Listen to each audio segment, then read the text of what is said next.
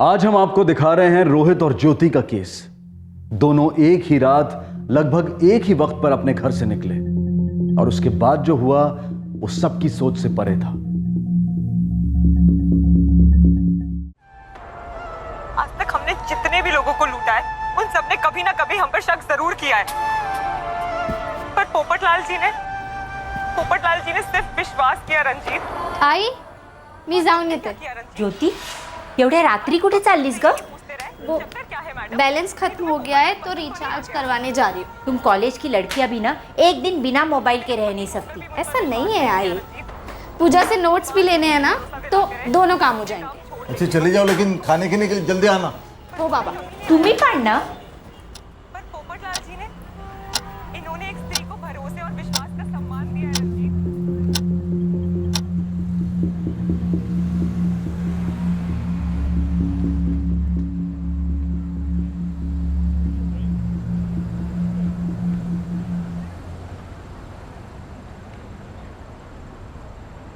रोहित, कहाँ जा रहा तू? बाबा वो एक कस्टमर का कॉल आया था, बोला पाइपलाइन में लीकेज है तो वही जा रहा हूँ। पर अभी थोड़ी देर पहले तो आया है तू। हाँ बाबा, पर वो रेगुलर कस्टमर है ना, अर्जेंट भी है तो जाना पड़ेगा। यहाँ पास में ही है, सांता क्रूज में। तू आते वक्त दूध लेके आना। आई मला वेळ लागेल, तू खुद ही लेना ये तो। अरे ये रोहित आजकल सीधी तरह बात ही नहीं करता। जवान लड़के को हर बात पे टोकना ठीक नहीं, थोड़ा समय दे उसको, खुद ही समझ जाएगा।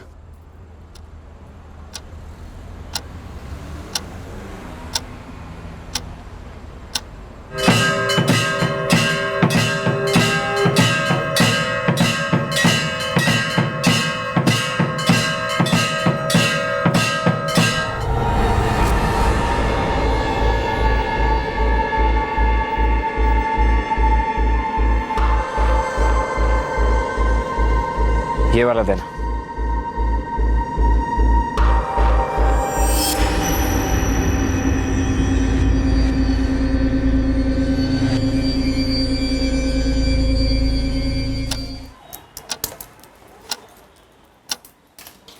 लक्ष्मी, काय झालं? ज्योति नहीं है अभी तक। जरूर पूजा के साथ गप्पे लड़ाने बैठ गई होगी।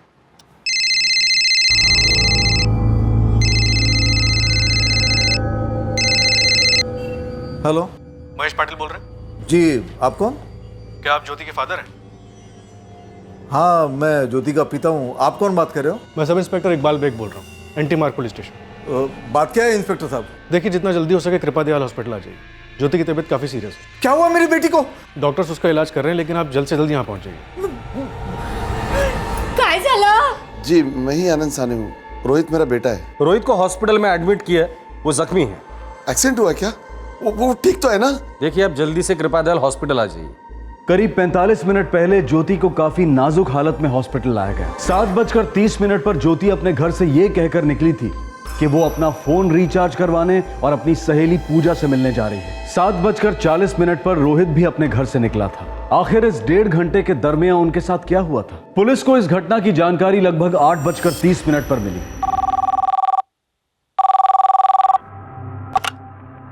सब इंस्पेक्टर इकबाल बेग, एंटी मार्क पुलिस स्टेशन। धारावीचा रामबाव पार्क है ना, वहां पे एक लड़की लहूलुहान पड़ी हुई है।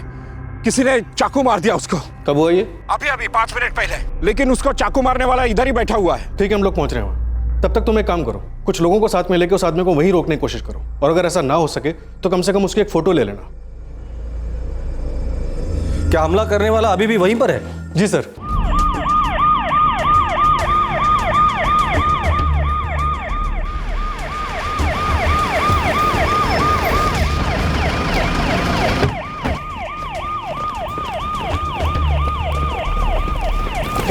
चला बाजू वाला। हमें किसी ने फोन करके बताया था कि लड़की घायल हुई है। कहाँ है लड़की? सर उसे 2 लड़के लेकर हॉस्पिटल गए हुए हैं। कौन से हॉस्पिटल? कृपा दयाल हॉस्पिटल। जब लड़की पर हमला हुआ तुम यही थे? हाँ सर मैं यही था। कहाँ हुआ हमला? साहब वो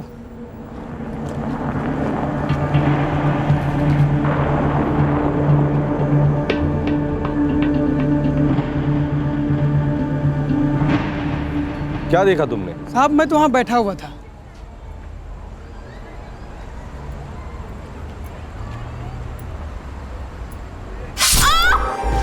और वो दोनों उस लड़की को लेकर हॉस्पिटल गए।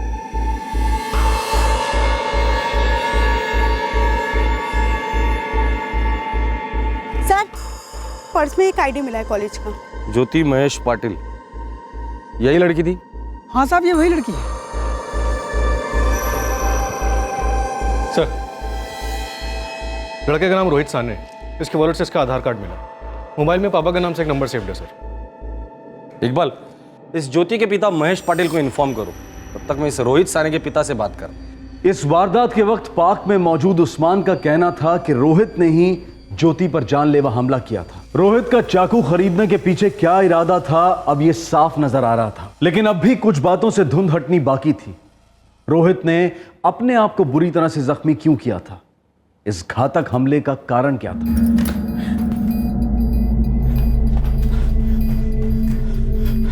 मैडम, मैं महेश पाटिल। मेरी बेटी ज्योति पाटिल। फोन बहुत बह गया था साहब, इसलिए आप लोग की राह देखते या फिर एम्बुलेंस का वेट करते, तब तक कुछ भी हो सकता था। आप दोनों ने बहुत अच्छा काम किया जो उसे यहाँ लेकर आए। Very good. मैं महेश पाटिल, ज्योति पाटिल मेरी बेटी कुठे थी? ऑपरेशन थिएटर में। वो ठीक तो है ना साहब? उसका कोई एक्सीडेंट हुआ है क्या? किसी लड़के ने उस पर चाकू से हमला किया है। चाकू से? कशी है माझी ज्योति? लड़की की कंडीशन काफी क्रिटिकल है। देवा। देखिए, हम पूरी कोशिश कर रहे हैं। एक्चुअली पेट में काफी घाव हैं और ब्लीडिंग भी हो रही है। डॉक्टर, क्या हम ज्योति को देख सकते हैं? आई एम सॉरी, अभी नहीं। डॉक्टर, रोहित की तबीयत कैसी है? He is out of danger, लेकिन फिर भी कुछ घंटे ऑब्जर्वेशन में रखना होगा। क्या हम उससे बात कर सकते हैं? अभी तो वो बेहोश है, होश आने में कुछ घंटे लगेंगे। Excuse me.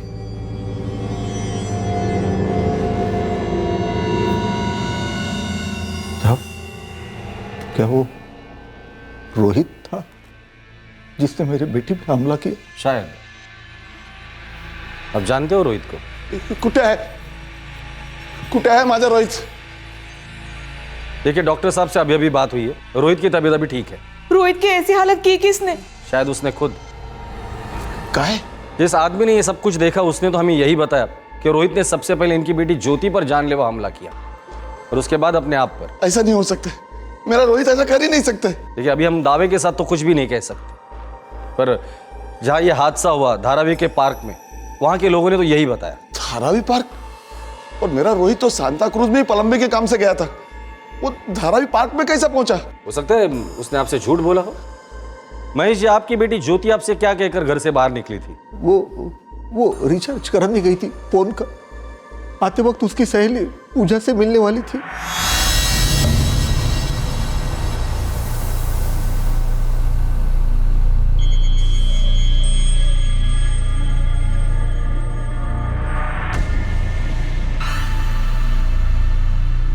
रोहित और ज्योति घर से कुछ और कहकर निकलते हैं और कहीं और जाकर मिलते हैं। ये समझना मुश्किल नहीं कि ये दोनों एक दूसरे को अच्छे से जानते थे, और मुझे लगता है आप दोनों भी एक दूसरे को बहुत अच्छे से जानते हो। क्या आपको पता था कि रोहित ज्योति से मिलने चाकू लेकर गया? नहीं साहब, जब वो घर से निकला तो कुछ लेके नहीं निकला था। जिस चाकू से उसने ज्योति पर वार किया है वो गार्डन से हमने बरामद कर लिया है। जितनी इंफॉर्मेशन हमें मिली है उस हिसाब से रोहित ने सिर्फ ज्योति पर वार नहीं किए, अपने आप पर भी किए। क्यों?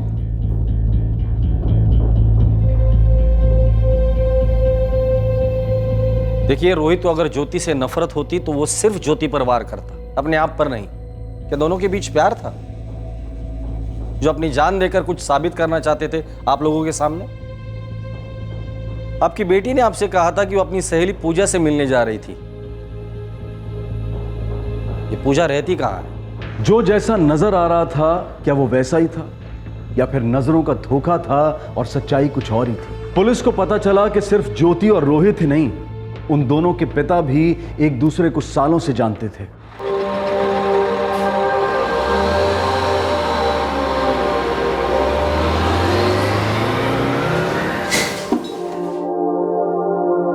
आनंद साने और महेश पाटिल एक ही गांव के थे, पड़ोसी थे, एक अरसे से एक दूसरे को जानते थे। दोनों एक बेहतर जिंदगी की तलाश में मुंबई आए थे। महेश एक कंपनी में प्यून था और आनंद एक स्टेशनरी शॉप में काम करता था। ज्योति कॉलेज के फर्स्ट ईयर में पढ़ रही थी। महेश और आनंद की सालों की दोस्ती के बावजूद ज्योति और रोहित में कभी भी ज्यादा बातचीत नहीं हुई थी। रोहित एक हार्डवेयर स्टोर में प्लम्बर का काम करता था। 1 साल पहले तक तो वो दोनों एक दूसरे को जानते तक नहीं थे, बातचीत भी नहीं करते थे। लेकिन फिर पिछले साल मैंने और आनंद ने गणपति में साथ में गांव जाने का प्रोग्राम बनाया। हो महेश भाऊ, तुमचा विचार खूप छान आहे। अब मैं भी बहुत दिनों से गांव जाने का सोच ही रहा हूँ। अरे कसला विचार करतोय? हर साल हम गांव में 5 दिन के गणपति की स्थापना करते हैं। इस साल तू भी आ जाना, साथ में जम के पूजा करेंगे। बढ़िया रहेगा महेश भाई, इधर तो कभी अपन पप्पा को घर पे ला ही नहीं पाते। अरे तूने गांव के छोड़ दिया, सारे रिवाज सारे त्योहार मनाना ही भूल गया तू। अपने आप छूट गया सब।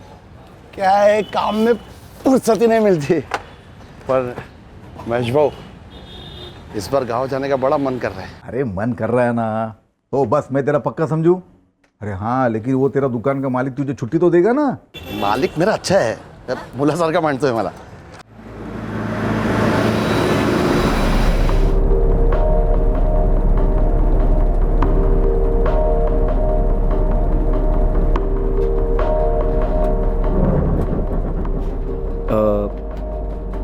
तो कॉलेज के बाद क्या सोचा है? रिपोर्टर बनना चाहती हूँ मैं। अरे वाह, लाइव भारी।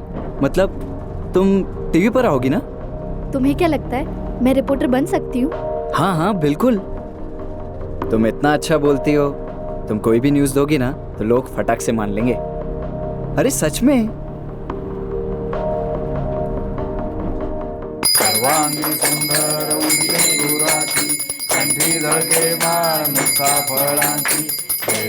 जय देव जय मंगल मूर्ति हो श्री मंगल मूर्ति, दर्शन मात्रे मनोकामना पूर्ति। जय देव।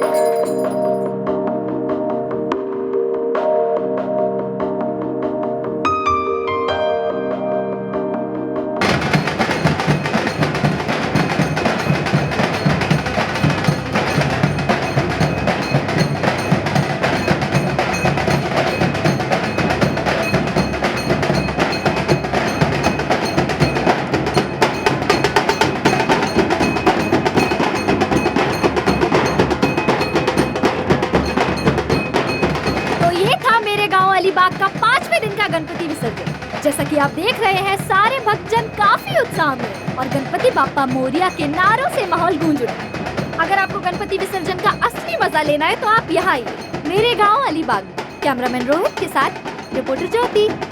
खूब छान ज्योति, खूब छान, 1 नंबर। Thank you.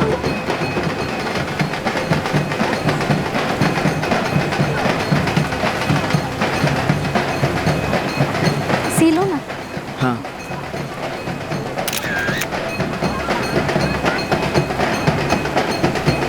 रिपोर्टर ज्योति,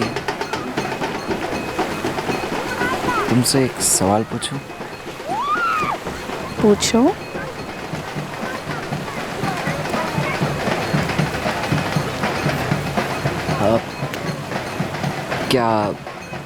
क्या तुम मुझे पसंद करती हो? पहले तुम बताओ, क्या तुम मुझे? हाँ, बहुत ज़्यादा। मुझे तो लग रहा है कि हमें गणपति 10 दिन के लिए बिठाना चाहिए था। कितना और टाइम मिल जाता तुम्हारे साथ बात करने के लिए। अब तुम बोलो। हाँ।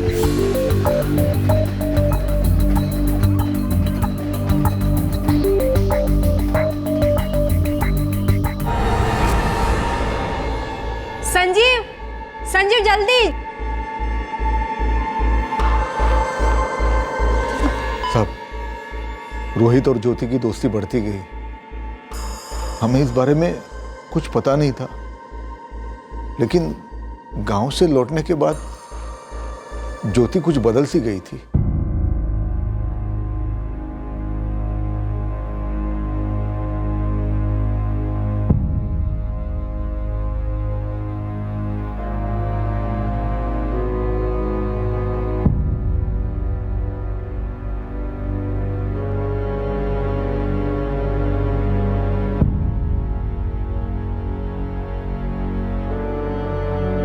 नहीं मिंटी, आई एम सॉरी, गलती मेरी है। अपने किए गए हर फ्रॉड के बाद मैं ज्योति? मिट्टी से ही कहता रहा कधीपासून ऐकते एक मिनिट ज्योति जल्दी आ ना हो आई ये ते बस एक कभी निभाया लवकर ये अपनी आंखों से लालच की पट्टी मैंने कभी खुलने ही नहीं दी, पर आज पोपटलाल जी के विश्वास ने हमारी जिंदगी बदल दी। एक बात याद रखना, दे जल्दी। ज्योति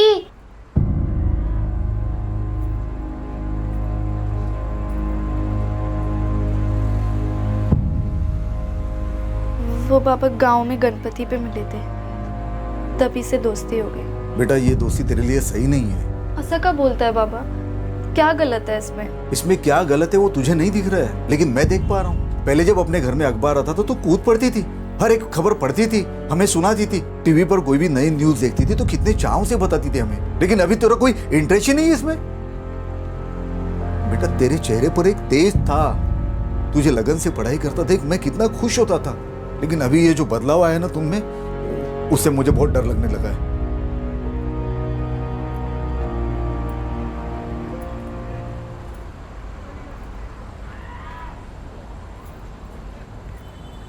ज्योति बेटा, मैं समझता हूं ये उम्र ही ऐसी है। तेरे लिए ये वक्त मजा करने का नहीं है, मेहनत करने का है, जिंदगी बनाने का है। मानता हूं कि मुश्किल होता है खुद को संभालना, लेकिन इस वक्त अगर खुद को संभालेगी ना तो जिंदगी आसान हो जाएगी। हाँ देख, तू कॉलेज में पढ़ रही है, वो कभी कॉलेज नहीं गया, प्लम्बर है। सोच कितना कमाता होगा।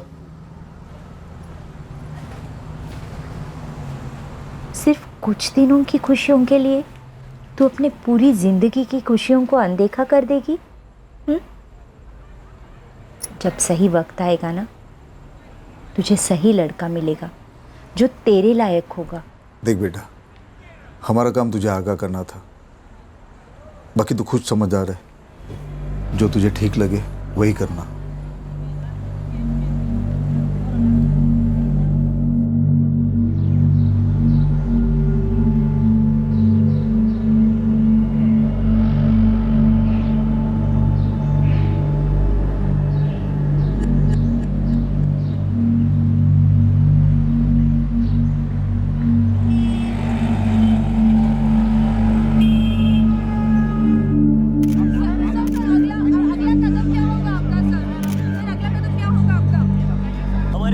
पता चला है कि नागेश चौहान के पास एक पुलिस द्वारा ये क्या चल रहा है? सारे टाइल्स कॉस्टली है, ढंग से करो ना, सारे टूट जाएगा। क्रिमिनल रिकॉर्ड्स का कोई जिक्र नहीं है और जो भी गुनहगार होगा उसे तुरंत पकड़ा जाए।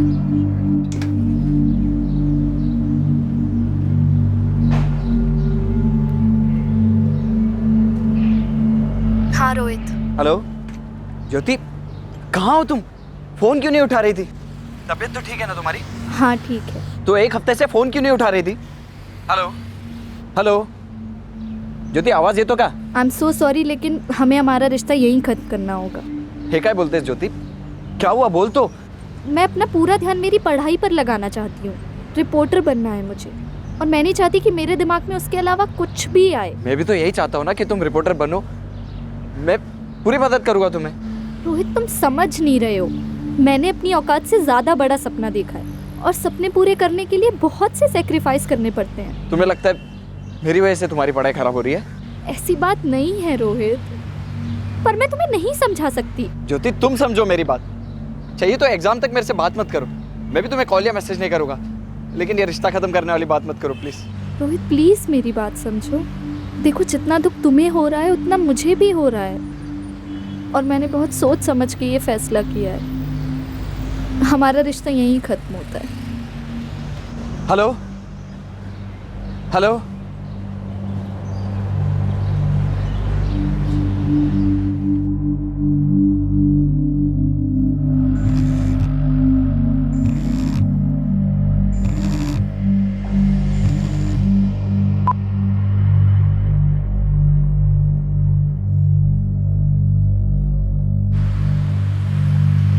तेरे पास एसपी सर के नोट्स हैं क्या? हाँ।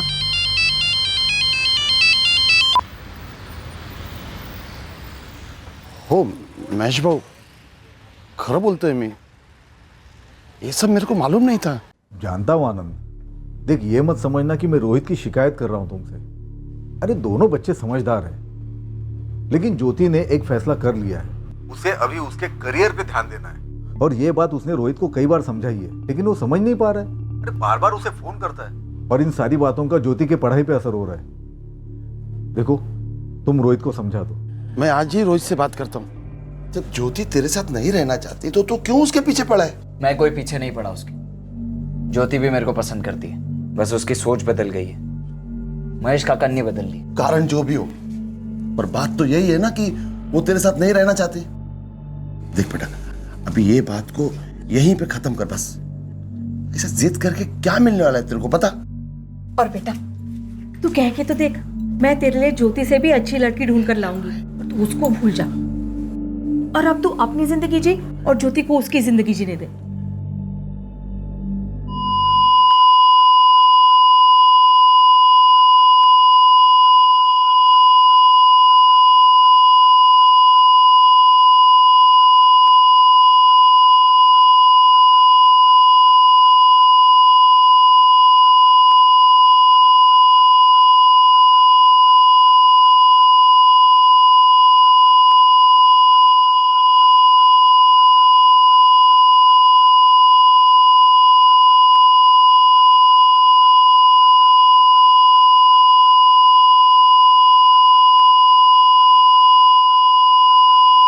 ज्योति की ब्लीडिंग रोकी नहीं जा सकी और आखिरकार उसने ऑपरेशन थिएटर में ही दम तोड़ दिया। रोहित की जान को अब कोई खतरा नहीं था, लेकिन वो अब तक होश में नहीं आया था कि पुलिस उससे कुछ पूछताछ कर सके, ये जान सके कि आखिर उस रात उन दोनों के बीच हुआ क्या था। ज्योति घर से ये कहकर निकली थी कि वो फोन रिचार्ज करवाने और अपनी सहेली पूजा से मिलने जा रही है, नोट्स लेने। क्या रोहित की तरह ज्योति ने भी अपने घर पर झूठ कहा था, या वो वाकई उस रात पूजा से मिली थी?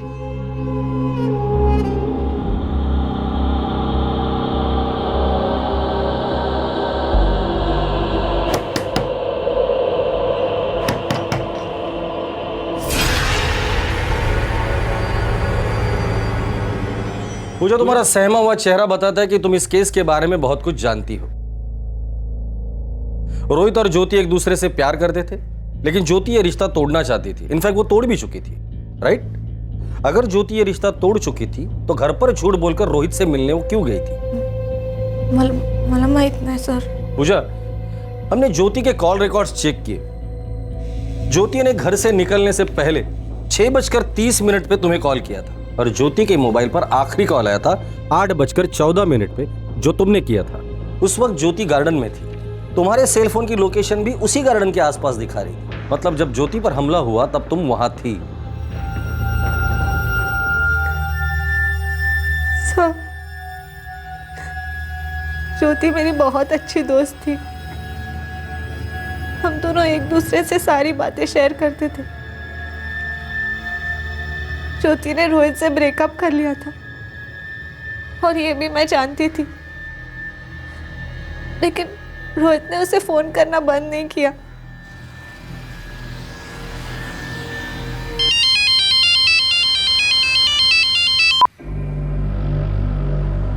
क्यों फोन काट रही है उसका? भांडन बिंडन झालं की काय?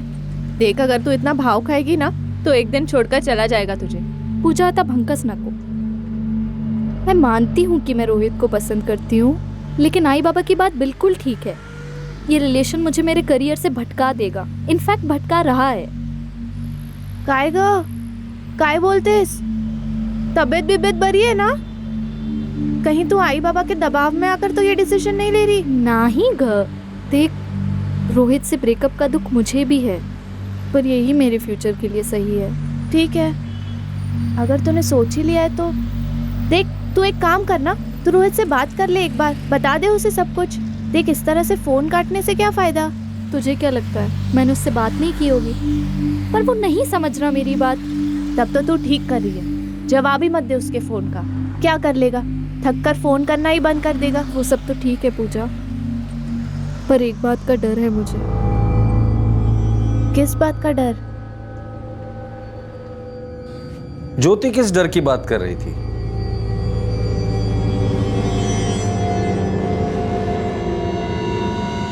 तुला खरंच असं वाटतंय की वो ऐसा कुछ करेगा? माहित नाही ग, लेकिन वो समझ ही नहीं रहा है। मैसेज पे मैसेज भेजता रहता है, कॉल करता रहता है। अभी तो दुख जता रहा है इस उम्मीद में कि शायद मेरा डिसीजन बदल जाएगा, पर ऐसा नहीं होगा ना पूजा। मुझे तो डर है कि कहीं गुस्से में कुछ। फिर तू एक काम करना, उसे कह दे कि तेरे सारे फोटोज तुझे भेज दे या फिर तेरे सामने डिलीट कर दे। मैं भी तो यही चाहती हूँ ना पूजा, लेकिन उससे बात करूँगी तो वो फिर वही इमोशनल बातें करेगा। मग काय करायचं आता? तू एक काम कर,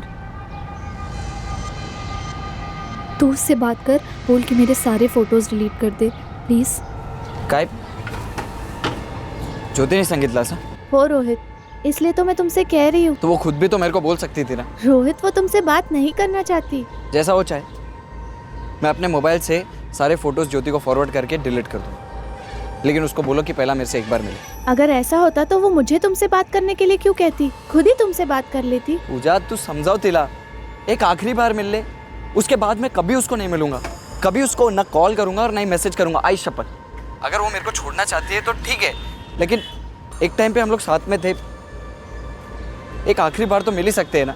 मुझे नहीं पता कि वो तैयार होगी भी या नहीं, लेकिन अगर फिर भी तुम बोल रहे हो तो एक बार उससे पूछ कर देख लेती हूँ। ज्योति मान गई? हो सब, इसलिए वो दोनों कल गार्डन में मिले। ज्योति चाहती थी कि मैं भी वहाँ उनके साथ रहूं।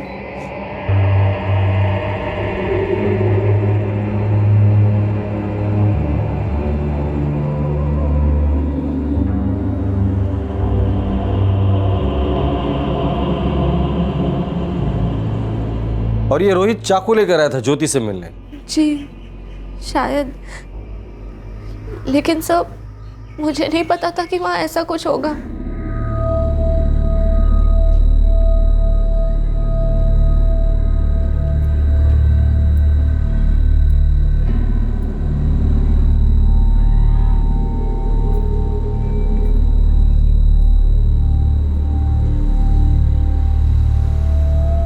सब मैं चाहती थी कि वो दोनों खुलकर बात कर सके, इसलिए मैं थोड़ा दूर जाकर बैठ गई।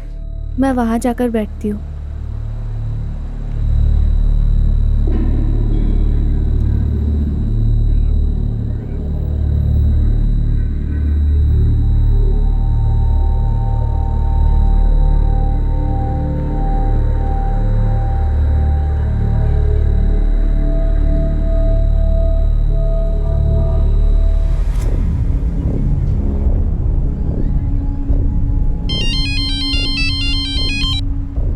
हेलो। हेलो ज्योति, बहुत देर हो गई है, और कितना टाइम लगेगा? बस 5 मिनट पूजा।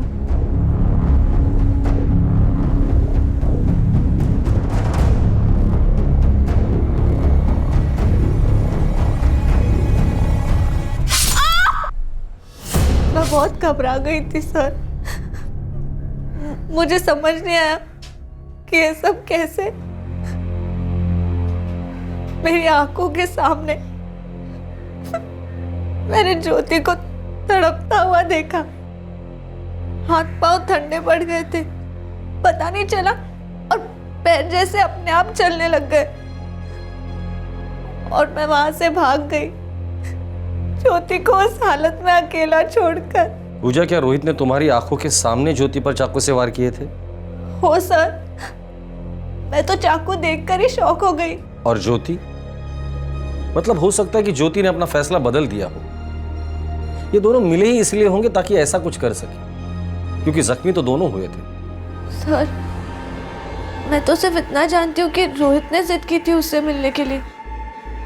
ज्योति तो सिर्फ इसीलिए तैयार हुई क्योंकि वो उससे उसकी फोटोज चाहती थी। ज्योति क्यों मरना चाहेगी सर?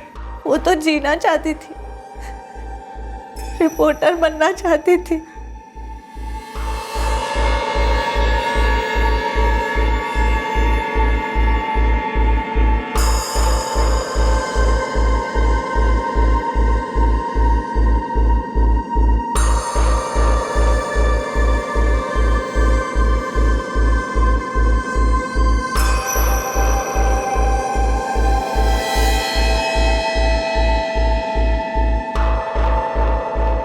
ज्योति मर चुकी है, किस बात का अफसोस है? ज्योति मर गई उस बात का, या तुम बच गए उस बात का? सच क्या है? ज्योति मरना चाहती थी या तुम मारना चाहते थे? ज्योति सिर्फ मेरे से दूर होना चाहती थी। उस रात भी उसने मेरे से यही कहा था। ज्योति ने अपना फैसला तुम्हें पहले ही बता दिया था, तो शायद तुम क्या करने वाले हो ये तुमने भी पहले ही तय कर लिया था। मैं वहां जाकर बैठती हूँ।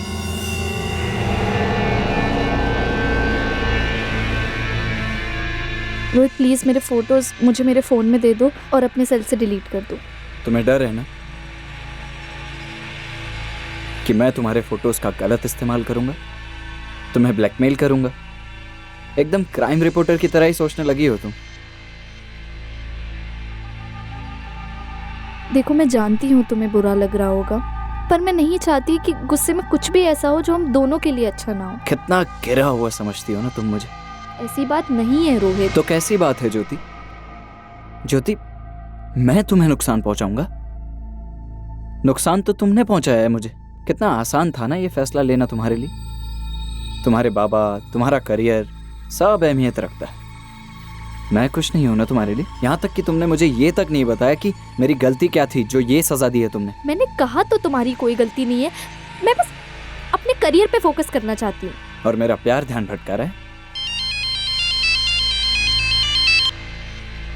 हेलो।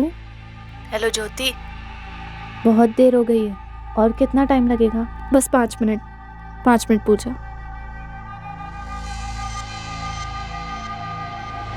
देखो अब इन सब बातों का कोई फायदा नहीं है। तुम्हें मेरे फोटोज नहीं देने मत दो, लेकिन अपने सेल से डिलीट कर दो। फिर मुझे घर भी जाना है। ज्योति, मुझ में ऐसी क्या बुराई है? क्यों इतना अकड़ कर बात करती हो? क्यों दूर जाना चाहती हो? प्लीज ऐसी बातें मत करो।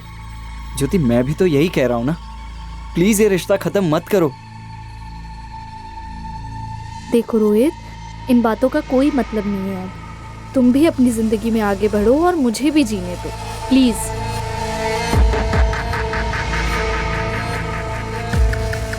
मेरी इतनी विनती के बाद भी वो नहीं मानी।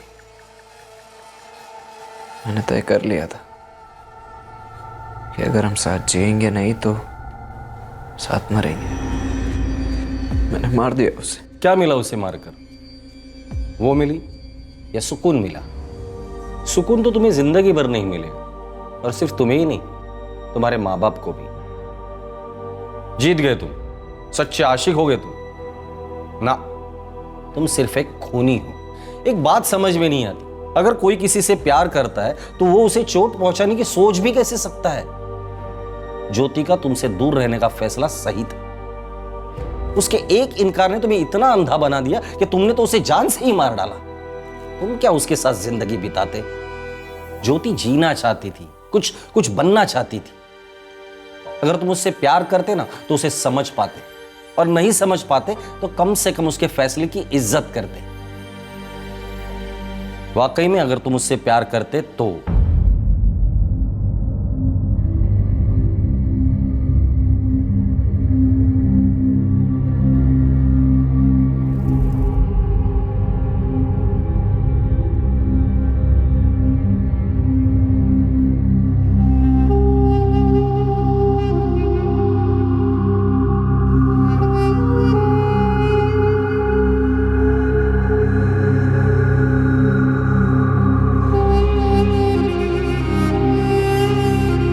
काय केलास रोहित तू?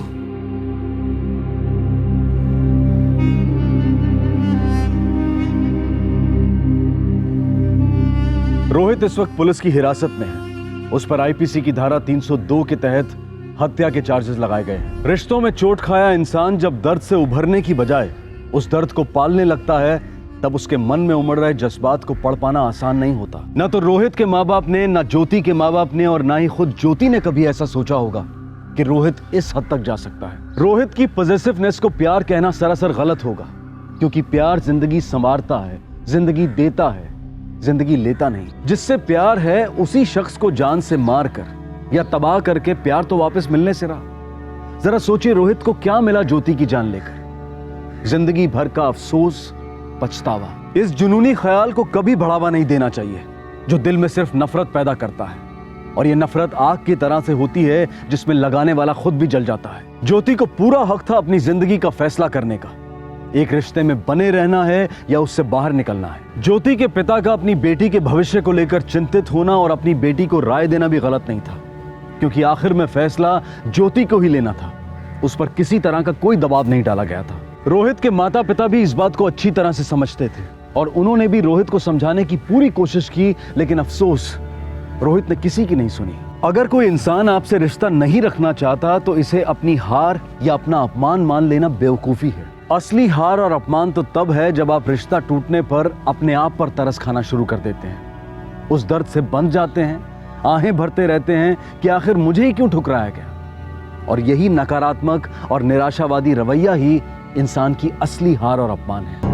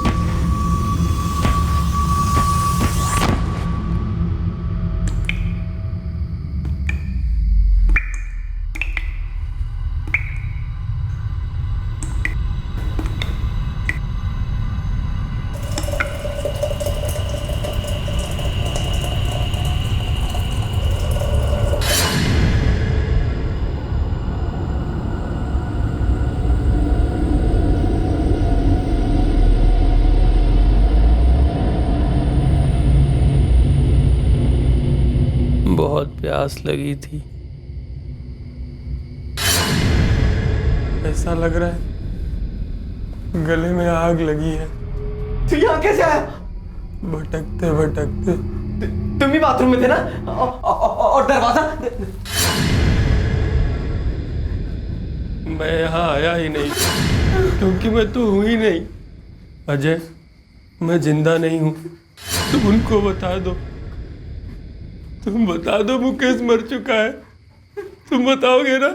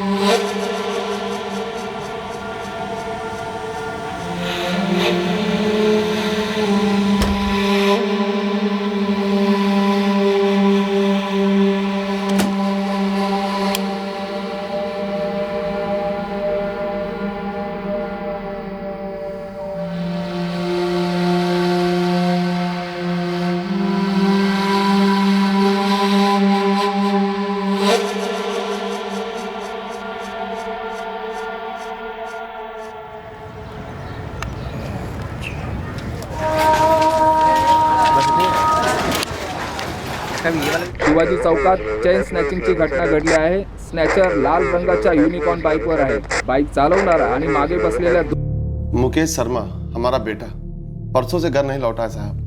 फोन भी बंद आ रहा है. कहीं किसी काम से मुंबई के बाहर आना जाना है उसका? जी नहीं साहब, मुकेश ऑटो चलाता है. आप मुकेश के पिताजी हैं और आप? सर हमारा नाम किशोरीलाल यादव है. हम दयाराम के दोस्त हैं साहब, एक ही गांव के.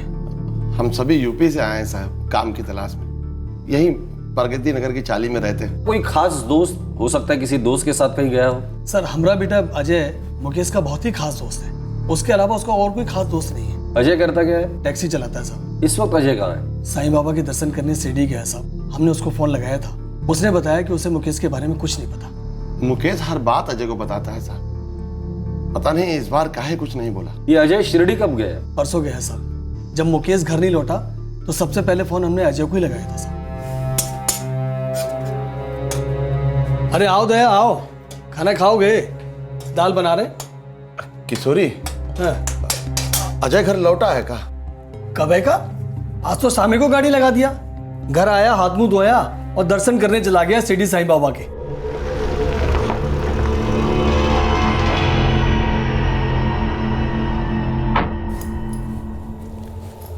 अच्छा है, सभी के लिए साईं बाबा का आशीर्वाद ले आओ. पर ये अचानक जाने का प्लान कैसे बना लिया? बस बाबूजी अचानक ही बन गया. जब से ज्योति के साथ वो हादसा हुआ था तभी से मन में था कि बाबा के पास जाना, और बस आज मन में बुलावा आ गया. परसों तक लौट आऊँगा बाबूजी. खुश रहो, संभाल के जाओ. है जी बाबूजी.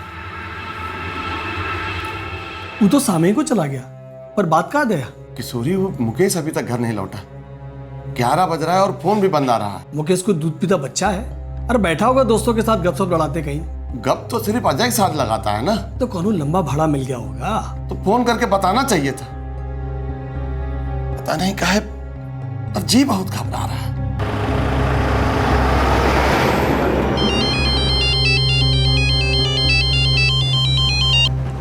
हाँ बाबूजी. तुम्हारा मुकेश से कौन बात हुआ था का? कौन बारे में बाबूजी? अरे मुकेश अभी तक घर नहीं लौटा है बेटा. दया बहुत परेशान है. 11:30 बज चुके हैं और उसका फोन भी बंद मिल रहा है. मुकेश तो कभी फोन बंद नहीं रखता. हो सकता है बाबूजी कहीं ऐसी जगह गया हो जहाँ फोन ना लग रहा हो.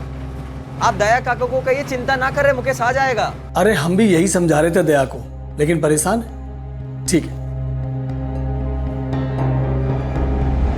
परसों सुबह घर से निकला था धंधे पर, अभी तक नहीं लौटा.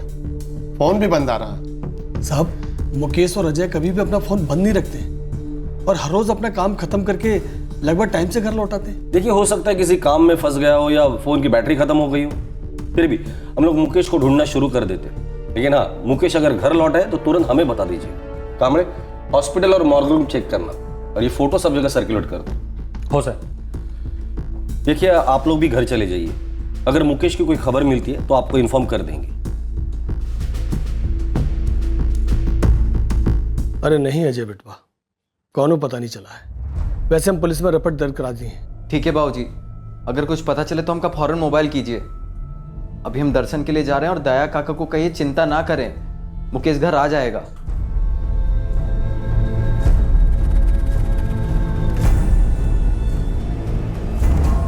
अजय ने दर्शन किए, दुआ मांगी, पर उसके दोस्त मुकेश की कोई खबर नहीं आई. शाम हो गई, फिर रात हुई और फिर एक बार अजय ने मुकेश को देखा.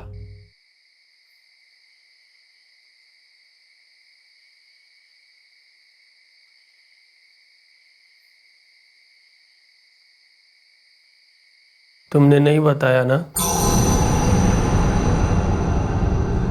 अजय, अजय उनको बता दो मैं नहीं मिलूंगा.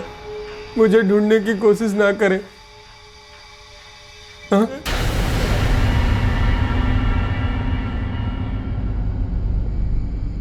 ज्योति अजय की पत्नी थी. 1 साल पहले की बात है. ज्योति उस वक्त घर में अकेली थी. 8 महीने प्रेग्नेंट थी जब एक हादसा हुआ.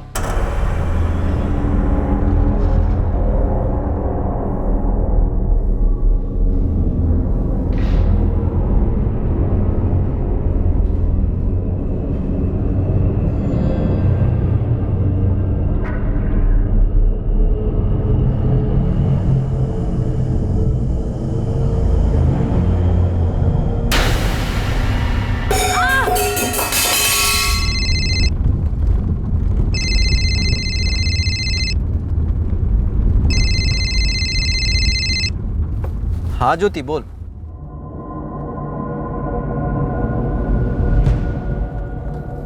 कहा?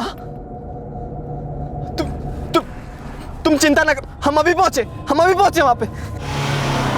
अजय तुम टेंशन में गाड़ी मत चलाओ, हम सीधे वहीं पहुंच रहे हैं। और सुनो, हम बाबा और किशोरी काका को भी बोल देंगे।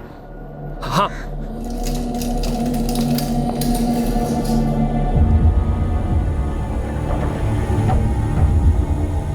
देखिए, पेशेंट की हालत बहुत नाजुक है।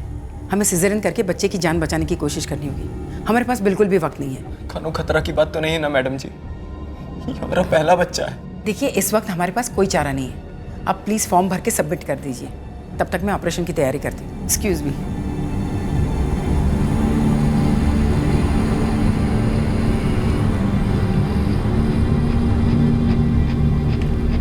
अजय तुम हौसला रखो, सब ठीक हो जाएगा। बेटा बहू कैसी है? काका डॉक्टर ऑपरेशन करके बच्चा निकाल रहे हैं। ज्योति भाभी की हालत बहुत ही नाजुक है।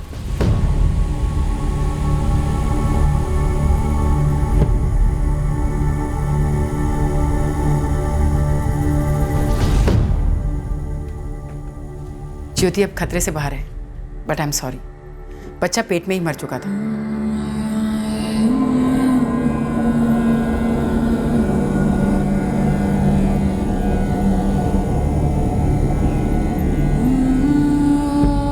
सब हमारी गलती है, हमने ध्यान नहीं दिया। अरे ऐसा ना कहो ज्योति, मैं तुम्हारी कोई गलती नहीं है। जो तकदीर में लिखा था सो हो गया बस।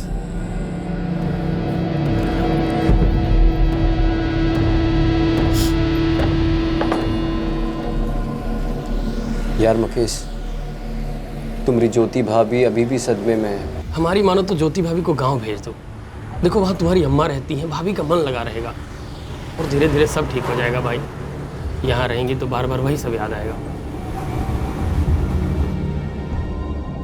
बेटा अजय, मुकेश जो कह रहा है ना वो गलत नहीं कह रहा। बहू आजकल बहुत उदास रहती है। अरे तो क्या करे बेचारी, तुम बाप बेटा दिन भर घर से बाहर रहते हो, वो घर में अकेली उदास तो होगी ना। इतना बड़ा हादसा हुआ है, कैसे भूल पाएगी?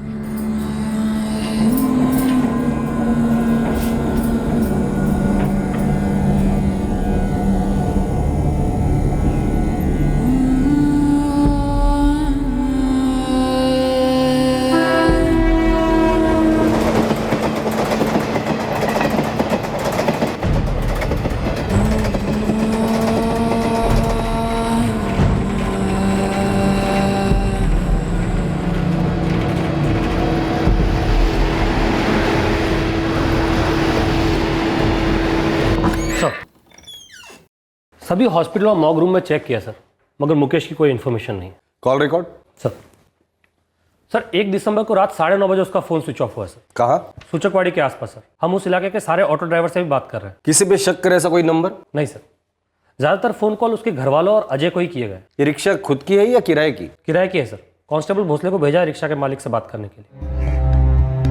ये मेरी रिक्शा है जो मुकेश चलाता है। कब लौटाई उसने आपको रिक्शा श्रीकांत जी? शाम को 7:30 बजे शिफ्ट खत्म होती है, लेकिन 1 दिसंबर को 8:30 बजे मुकेश आया था और गाड़ी और चाबी लौटा कर चला गया।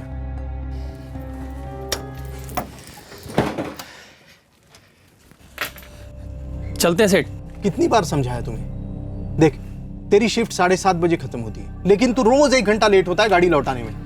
नाइट वालों को त्रास होता है ना। सेठ, हमें भी गाड़ी कहाँ सुबह टाइम पे मिलती है। वो नाइट वाले रोज लेट से लौटाते हैं और हमको शाम का लंबा भाड़ा मिलता है तो लौटने में ट्रैफिक हो जाता है। अब सवारी को बीच में तो नहीं छोड़ सकते हैं। 3 दिन हो गए, ना गाड़ी लेने आया ना कोई फोन किया। उसने कुछ बोला था? कहीं जाने की बात की? नहीं, ऐसे कुछ बोला तो नहीं, लेकिन क्या है ना साहब, बिना बोले 2-4 दिन की छुट्टी करना ये ड्राइवरों की आदत है। किशोरी, हमको लगता है कि मुकेश की अम्मा को बता ही दे कि मुकेश गायब हो गया। हाँ दया, बता ही दो। क्या पता शायद वो गाँव ही चला गया।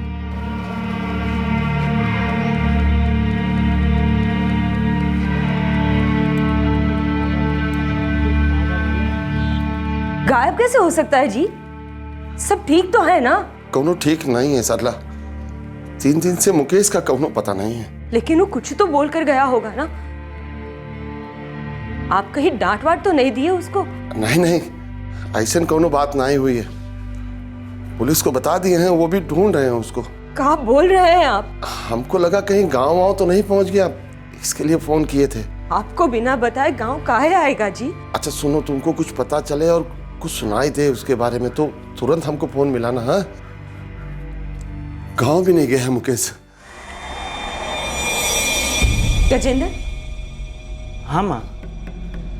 तुम्हारे मुकेश भैया तुम्हें फोन किए थे का? नहीं तो काहे का बात है? यहाँ आने वाने की कछु बात हुई थी का? नहीं, हमरे मुकेश भैया से तो कोनो बात नहीं हुई थी। है राम, तू फिर कहाँ चला गया? अरे हमको क्या पता अम्मा।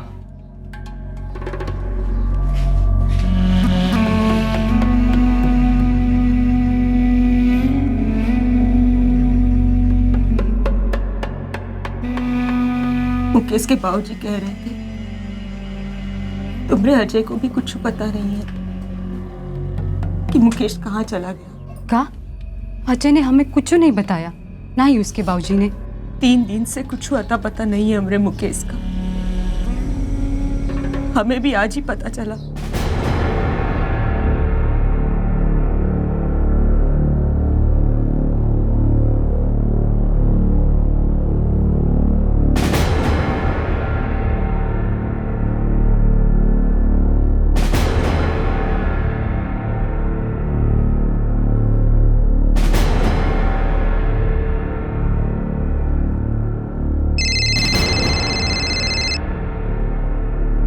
हाँ भैया बोलिए।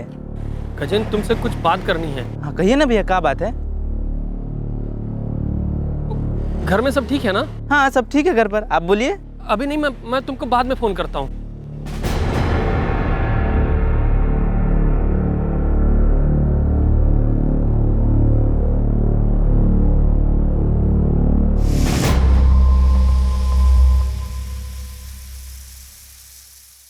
भाऊजी से कह दो मैं मर चुका हूं। मैं गजेंद्र को समझाने की हिम्मत नहीं जुटा पाया। बता दो उनको, मैं गजेंद्र से बात नहीं कर पाया।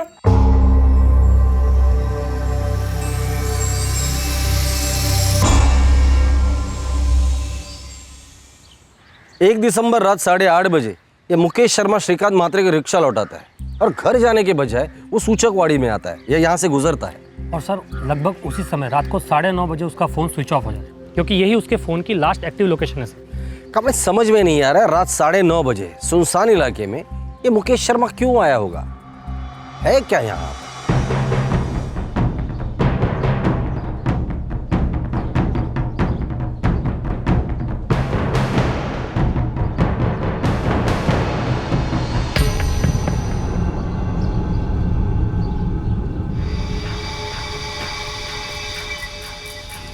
लगता है ये खून है, सूखा हुआ।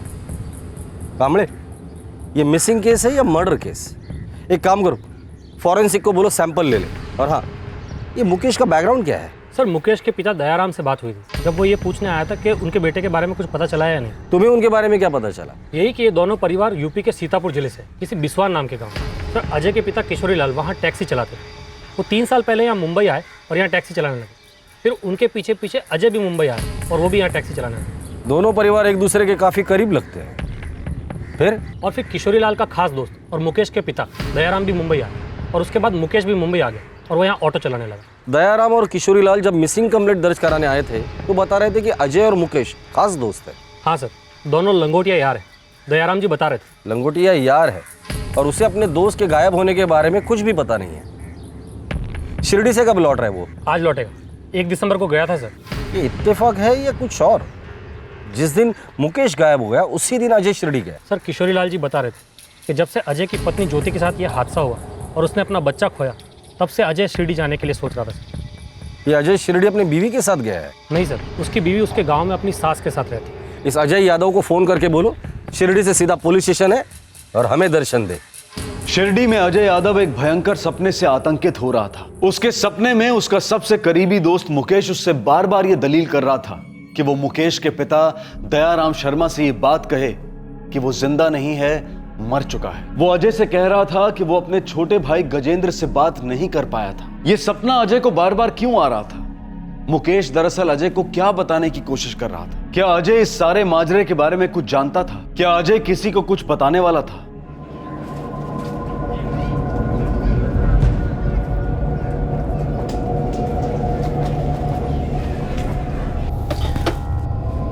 आ गया तू? बेटा मुकेश का भी तो कुछ पता नहीं चला। दया काका कहाँ है? बोलो अजय, क्या बात है? अजय, क्या तुझे पता है कि मुकेश क्यों गायब हुआ है? जल्दी बताओ अजय।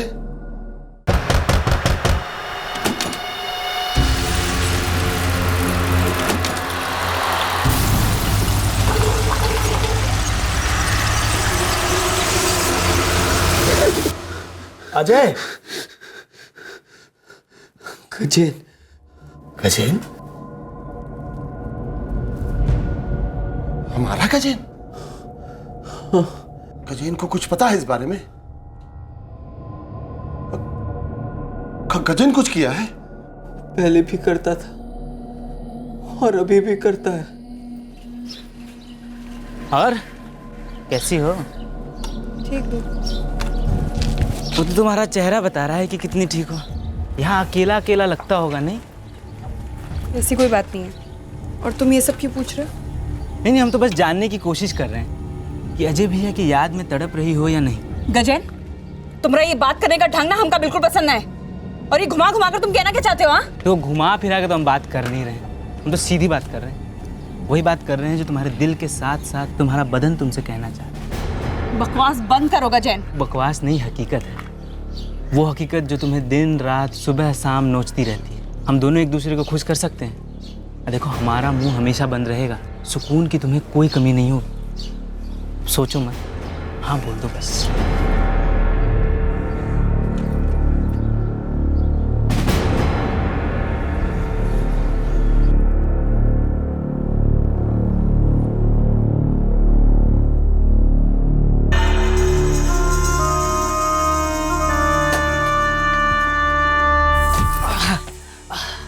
औकात में रहो गजेन, वरना हम तुम्हारी अम्मा को सब बता देंगे। कह देते हैं हम।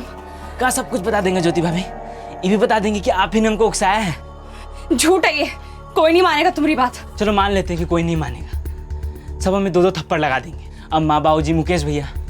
लेकिन आपके पतिदेव अजय भैया, उनकी एक शक भरी नजर आपके लिए 100 थप्पड़ के बराबर है। वो हम पर कभी शक नहीं करेंगे, समझे तुम? अरे आपको ऐसा लगता है? मर्द का दिमाग तो हमारे पास है, आपके पास नहीं। देखना चाहती हैं कैसे अजय भैया का दिमाग घुमा सकते हैं? निकल जाओ यहाँ से गजेन, अभी निकल जाओ।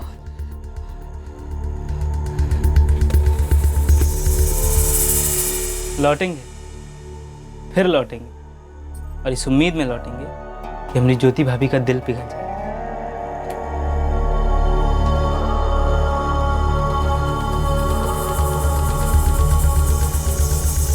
कहाँ बक रहे हो अजय तुम? ज्योति खुद हमसे शिकायत की है ही बारे में।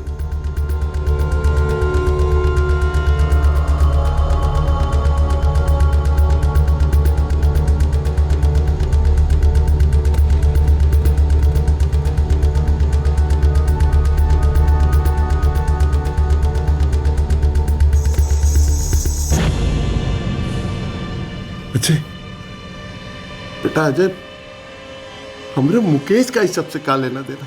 इस हमरे सपनों में आके हमें डरा रहा है काका। अजय, मुकेश कहाँ है बेटा?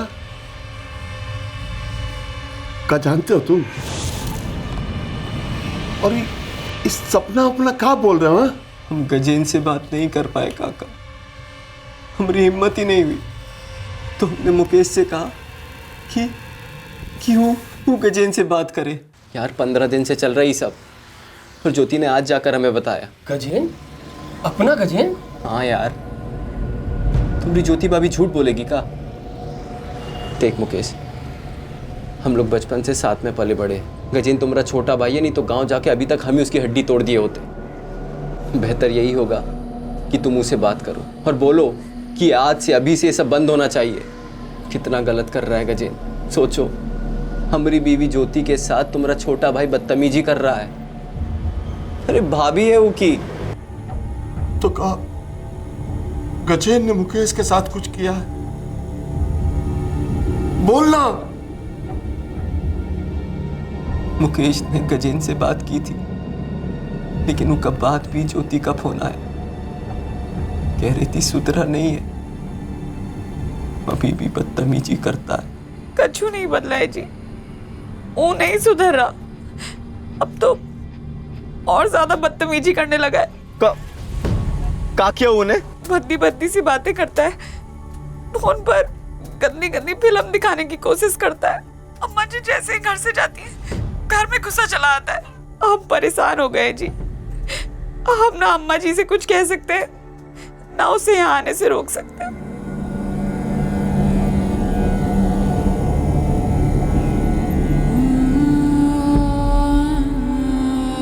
देखो अजय, गजेन अभी बच्चा है, वो ठीक से बड़ा भी नहीं हुआ है, लेकिन उसको एक दिन समझ में आएगा कि क्या सही और क्या गलत। सही का हो सकता है? हाँ, जो हो रहा है हद से बाहर और गलत हो रहा है, और ये बच्चा समझ के माफ करने वाली तो बात ही ना करो मुकेश। अरे तुम मुझसे बात करने की बजाय हमें समझा रहे हो। का गया है तुम्हें? हमें लगा तुम उससे बात करोगे तो डर या शर्म के मारे उसे छेड़ना छोड़ देगा, कि तुमने तो उसे बात ही नहीं की। अजय, हम उससे बात करेंगे, हम उससे बात करेंगे भाई, इतना पारा मत चढ़ाओ। तो क्या करें? इंतजार करें कि कब वो हमारी पत्नी का बलात्कार कर दे? शुभ बोलो अजय। अरे यार, हम कहा ना हम उससे बात करेंगे, हम गजेन से पक्का बात करेंगे। मुकेश तो ऐसे बात कर रहा था जैसे मानो गजेन ने कोई बचकानी शरारत की हो, बगीचा से आम बाम तोड़ा। अरे इतने दिनों से ये सब चल रहा था, तो तूने हमें और दया को बताना जरूरी नहीं समझा? हमने मुकेश को तो बताया था ना बाबूजी, वो गजेन का बड़ा भाई था, हमारा दोस्त था। उनका कहने पे गजेन संभल सकता था। दोस्त था?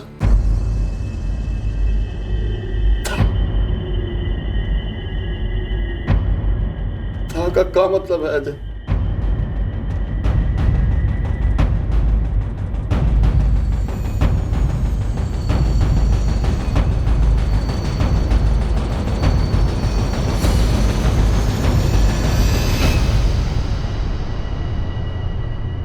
क्या अजय, कहाँ चल दिया भाई?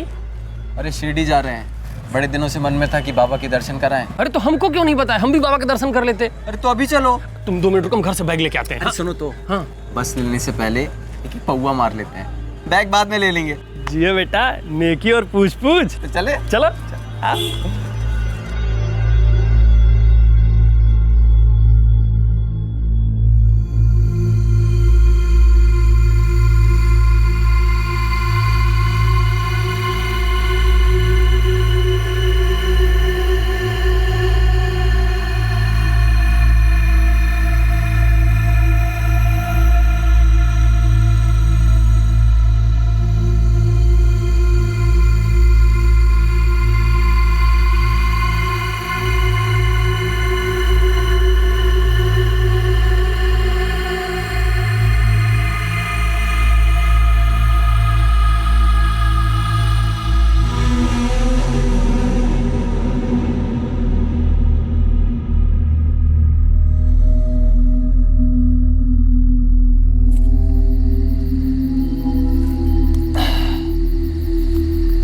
अजय, हम बाबूजी को फोन करके बता देते हैं कि हम भी तुम्हारे साथ शिरडी जा रहे हैं और हम घर आ रहे हैं बैग लेने। अरे रुक अभी आज नहीं जाते, कल जाएंगे। कहाँ? आज बहुत चढ़ गई है और तुम दो में दो दिखाई दे रहे हो। एक तुम और तुम्हारे पीछे वो तुम्हारा भूत। अबे भूत कुछ नहीं होता है, ये सिर्फ दिमाग का खेला होता है या नशा का। अच्छा ठीक कह रहे हो, आज ज्यादा हो गई है, कल चलेंगे। कल जाएंगे।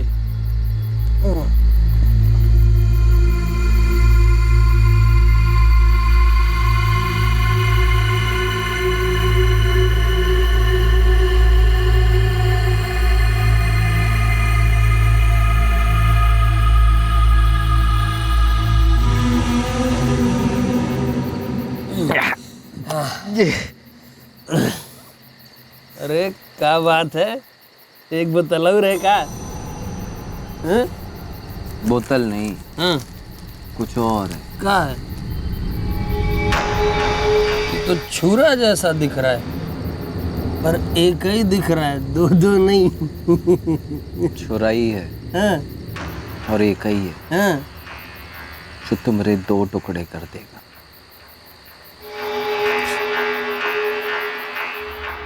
हमने उसको हमेशा के लिए खामोश कर दिया, लेकिन उस रात से हम सो नहीं पाए। बार बार हमरे सपनों में आता है, डराता है हमको। हमरे मुंह से एक शब्द तक नहीं निकल पाता। गला दबाता है वो हमरा। आपको दया दया दया दया सवाल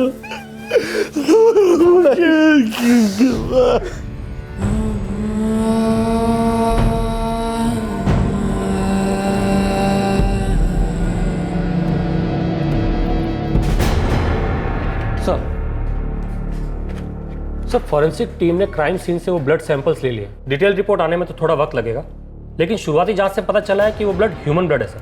अजय की कोई खबर? नहीं सर, कोई खबर नहीं। वैसे एक और बात थी सर। क्या? सर अजय के फोन रिकॉर्ड्स निकले। 1 दिसंबर की रात 9:30 बजे जब मुकेश का फोन सूचकवाड़ी के पास स्विच ऑफ हुआ सर, उस वक्त अजय के फोन लोकेशन भी सूचकवाड़ी के पास थी सर। मतलब ये अजय जरूर कुछ जानता है, उठवाओ उसे।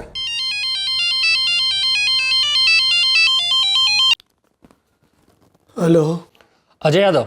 जी नहीं, हम हूँ के बाबा किशोरी लाल यादव बोल रहे हैं। जी मैं सब इंस्पेक्टर कांबळे बोल रहा हूँ। अजय आ गया शिरडी से? लौट है साहब। देखिए किशोरी लाल जी, हमें लगता है कि अजय को कुछ तो मालूम है मुकेश के बारे में। वो जानता है कि मुकेश के साथ क्या हुआ है और क्यों। जी साहब, उसे मुकेश के बारे में सब मालूम। वो कहाँ है, उसके साथ क्या हुआ और क्यों हुआ।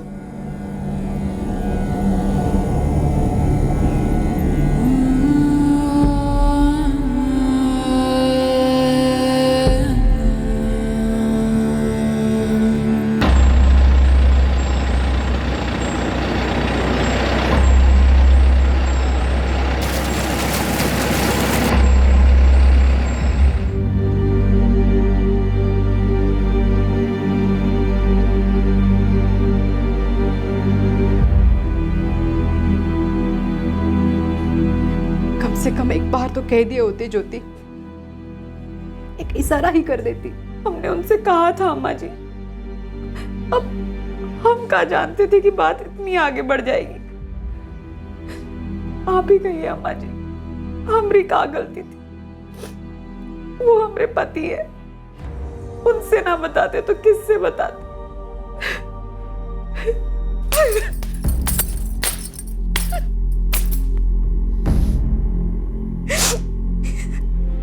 तुमने मुकेश भैया को मारा है अजय ने, पर मरवाया है तुमने। तुम्हारी बेशरम हरकत ने शर्म आती है हमें ये बताने में कि हमने तुम्हें जनाया, हमने तुम्हें जनाया है।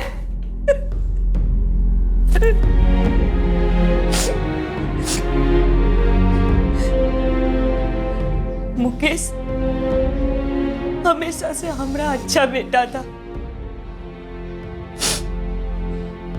वो तुमसे बात नहीं कर पाया क्योंकि उसे भी शर्म आती होगी। तुम्हारी शर्मनाक हरकत पे, तुम्हारे घिनौनेपन पे और इस शर्मनाक चुप्पी की कितनी बड़ी सजा मिली मेरे मुकेश को। सब तुम्हारी वजह से, तुम्हारी वजह से, तुम्हारी वजह से।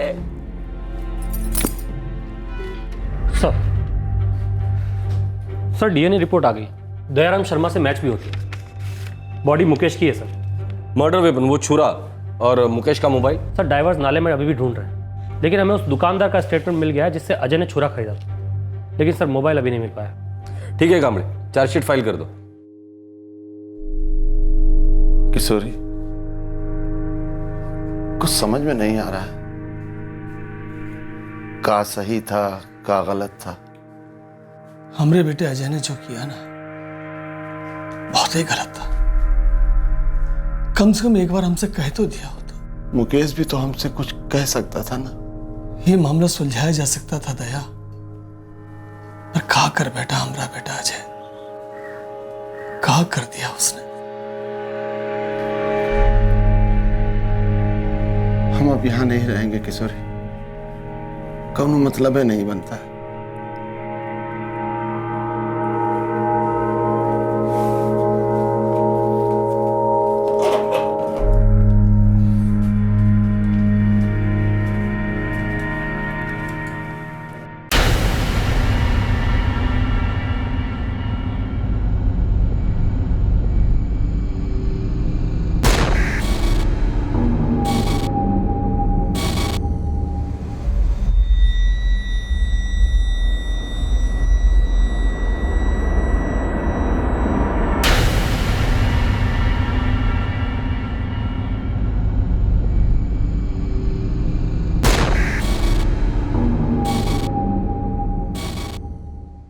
संताप, सताना, तंग करना, बदतमीजी, अश्लील हरकतें, भद्दे प्रस्ताव। एक आदमी के इस बर्ताव से एक औरत बेहद परेशान थी।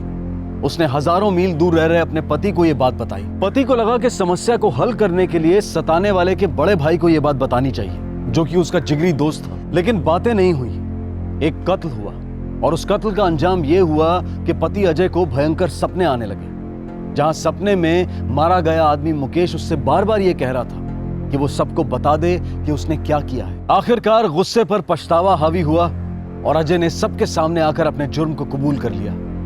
एक संगीन जुर्म की बदौलत मिलने वाली सजा की असलियत को कबूल कर लिया। आज अजय अपने किए पर शर्मिंदा है, पछता रहा है। गजेंद्र भी जिल्लत और पश्चाताप की आग में जल रहा है, लेकिन पश्चाताप एक मरे हुए आदमी को, एक जिगरी दोस्त को, एक बेटे को, एक बड़े भाई को जिंदा नहीं कर सकता, उसे वापस नहीं ला सकता। आज दोनों परिवार दर्द के कोहरे में घिरे हैं। एक परिवार ने अपना जवान बेटा खो दिया और दूसरे परिवार का जवान बेटा अपने किए की सजा जेल में काटेगा। क्या यह दुखद घटना टाली जा सकती थी? बिल्कुल टाली जा सकती थी। ऐसा कोई मसला जब कोई बहुत बड़ा हादसा होने की कगार पर खड़ा होता है, तब वो एक वार्निंग बीप, एक दस्तक जरूर देता है कि मामले को काबू में कर लो, हादसा होने से बचा लो। बदतमीज और बेलगाम गजेंद्र पर घर के बड़े अंकुश लगा सकते थे, लेकिन यह तभी संभव था जब उसकी हरकतें सामने लाई जाती, ज्योति पर हो रही यातनाएं सामने लाई जाती, इस विषय पर खुलकर बातचीत होती और कुछ ठोस कदम उठाए जाते। जरूरी नहीं था कि मुकेश ही गजेंद्र से बात करता, उसके माँ बाप भी बात कर सकते थे, या अजय खुद बात कर सकता था, या अजय के माँ बाप बात कर सकते थे, या कोई तीसरा बात कर सकता था। लेकिन सबसे जरूरी यह था कि बात हो, और वही नहीं हुआ। और हुआ क्या? एक कत्ल जिसने दो परिवारों को मार डाला। अजय यादव को आईपीसी की धारा 302 के तहत हत्या के लिए और धारा 201 के तहत सबूत मिटाने के लिए गिरफ्तार किया गया है। वो पुलिस कस्टडी में बैठा इस केस के फैसले का इंतजार कर रहा है। इस हादसे में हम सबके लिए सीख है कि गुस्से को तूफान बनकर तबाही मत मचाने दो, क्योंकि गुस्सा भी हर तूफान की तरह ऐसा नुकसान पहुंचाता है जिसकी भरपाई दुनिया की कोई ताकत नहीं कर सकती। मैं अनूप सोनी आपसे विदा लेता हूं। आपसे फिर मुलाकात होगी क्राइम पेट्रोल सतर्क में कल रात 11 बजे एक और नए केस के साथ। याद रखें, क्राइम पेट्रोल सतर्क का शनिवार और रविवार का एपिसोड रात 11 बजे ही टेलीकास्ट होगा। देखते रहें क्राइम पेट्रोल सतर्क। सबक एक को, सीख हम सबको। जय हिंद। इस तरह के और भी एपिसोड देखने के लिए हमारे चैनल को सब्सक्राइब करें और बेल आइकन दबाना ना भूलें।